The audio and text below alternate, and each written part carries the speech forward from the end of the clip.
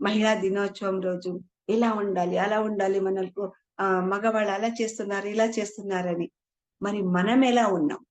పత్రిజీ అందుకే ఏమోనండి మహిళా ధ్యాన మహాచక్రం అని పెట్టిచ్చారు. అంటే మనకు మహిళలకు ఏదో కిరీటాలు పెట్టడానికి కాదండి అది.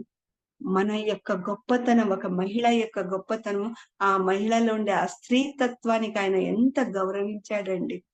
మరి అలాంటి మహానుభావుడు ఆ అద్భుతమైన ఈ సృష్టిలోనే అటువంటి గురువులే లేరండి. అటువంటి నాకు అర్జెంట్‌లో కూర్చున్నాను కాబట్టి ఆయనకి కృతజ్ఞతలు కూడా చెప్పుకోలేక కూర్చొనేసానండి. అంటే తొందరలో వచ్చేసాను కదండీ! రాగానే కూర్చున్నాను. అలాంటి ఆయన దగ్గర మనం ఉన్నప్పుడు ఎలా ఉండాలి అనేది నాకు వీళ్ళ ద్వారా తెలిసొచ్చిందండి. వాళ్ళేదో చెప్పేవాళ్ళు. బాధపడేదాన్ని.